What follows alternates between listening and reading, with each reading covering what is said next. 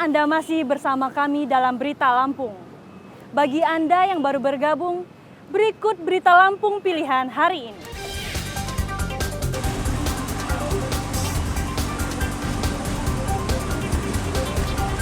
Seorang pria ditangkap polisi karena menganiaya bapak kandungnya.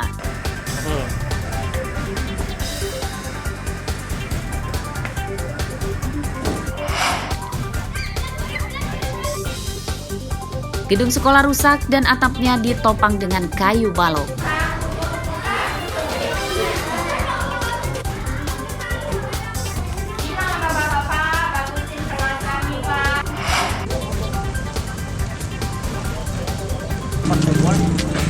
Ratusan veteran menduduki lahan register 45 Mesuji.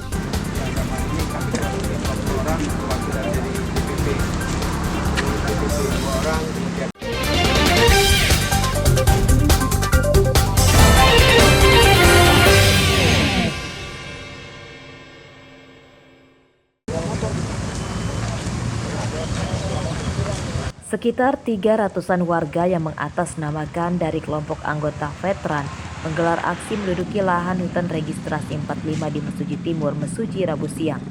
Perjalanan massa sempat dihentikan oleh polisi kehutanan dan Kesbangpol yang berupaya melarang massa melakukan penguasaan lahan milik negara. Dalam orasinya, massa menyatakan akan mengambil lahan seluas 5.000 hektar yang merupakan jatah veteran yang diberikan oleh Kementerian Pertanahan di zaman dahulu. Lahan yang berada di dalam kawasan register 45 tersebut kini malah dikelola oleh perusahaan perkebunan Albasia. Siap.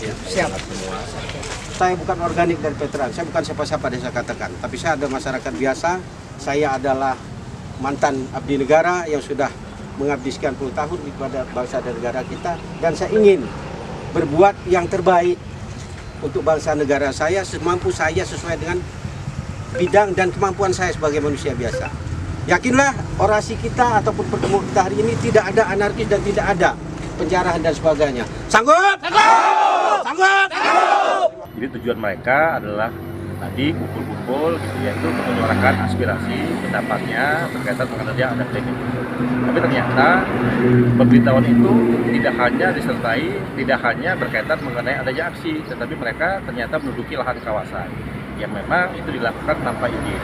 Kafe ini berasal dari sangat menyebar ya. Ada yang dari Mesuji, ada dari Tulang Bawang, ada yang dari Tulang Bawang Barat, bahkan ada yang dari provinsi yang lain.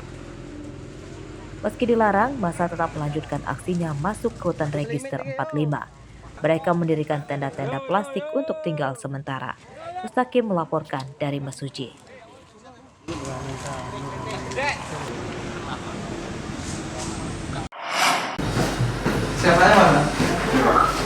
Upaya membahagiakan orang tua dengan jadi polisi masih menjadi impian banyak muda-mudi. Di antaranya Milanda, remaja asal Kecamatan Seputi, Surabaya, Lampung Tengah ini. Bersama ratusan remaja lain, ia jadi salah satu peserta seleksi penerimaan anggota Polri 2024.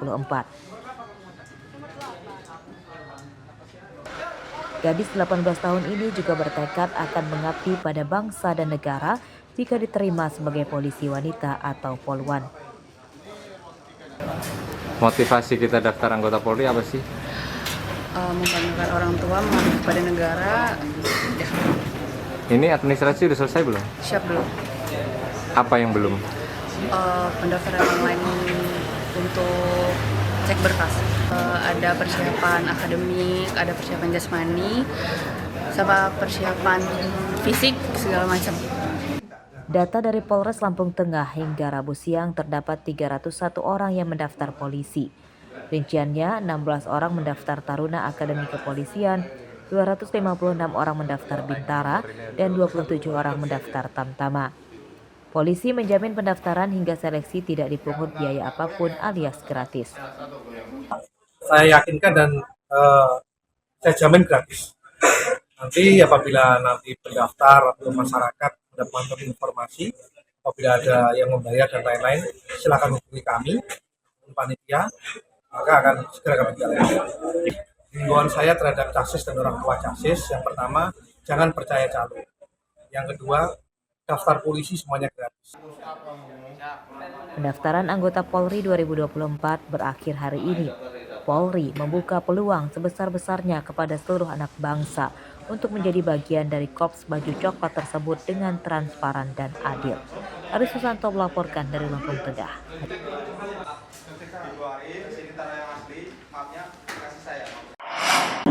Supaya dokter tapi bisa juga. Kabar gembira datang untuk para pegawai honorer di Bandar Lampung. Rabu siang, Pemkot Bandar Lampung mengajukan 13.000 pegawai honorer untuk dijadikan sebagai pegawai pemerintah dengan perjanjian kerja atau P3K ke Kemenpan RB.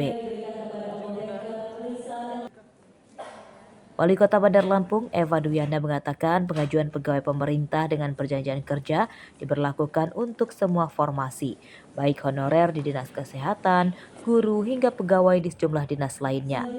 Pengangkatan mereka harus melalui pemerintah pusat sebab penggajian P3K sebagian berasal dari APBN. Ini kita lagi ngajukan 13.000 orang.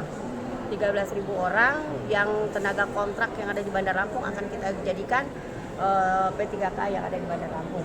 Jadi kita mengajukan dengan perjanjian, karena kan kita belum bisa ngaji full. Jadi dengan perjanjian persyaratan yang akan kita ajukan kepada tenaga kontrak, dan mereka sesuai dengan PNS dapat semua, kayak tunjangan tuh dapat. Cuman gajinya kita yang belum siap.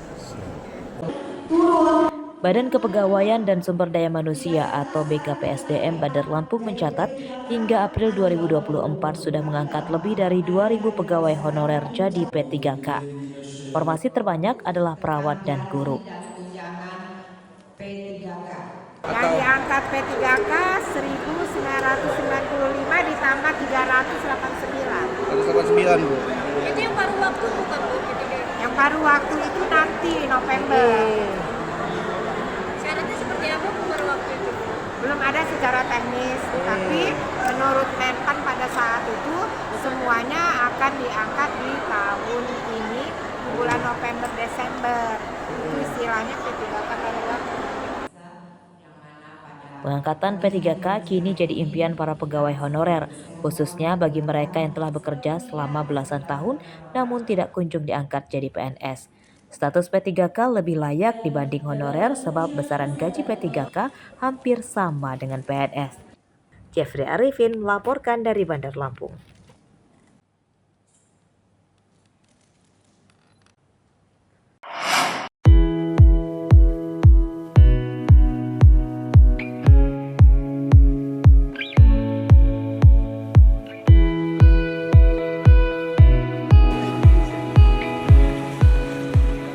Kabupaten Pesisir Barat terkenal dengan wisata pantainya yang indah. Di antaranya Pantai Harapan di Desa Wairedak, Kecamatan Pesisir Tengah. Pantai ini selalu ramai dikunjungi wisatawan lokal dan mancanegara saat libur akhir pekan.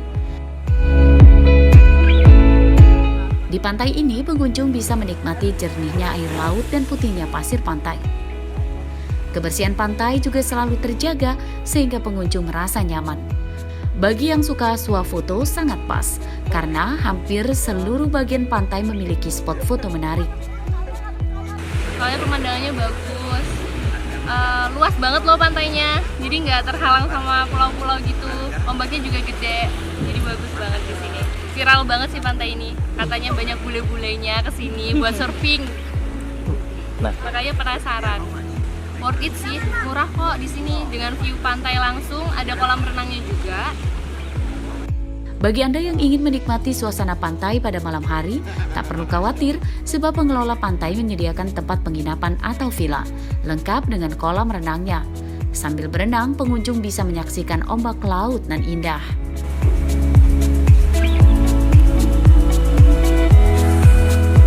Kita punya wisata namanya Pekon Pantai Harapan.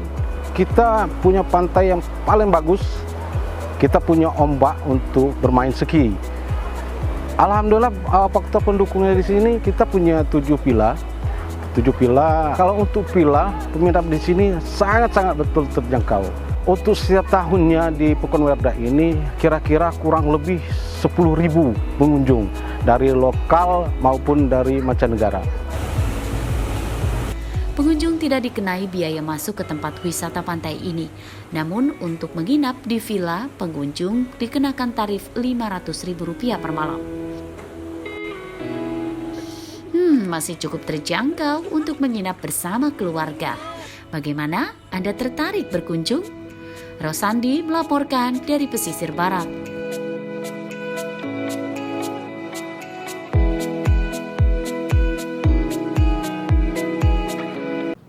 Pemirsa, informasi tadi menutup perjumpaan kita kali ini.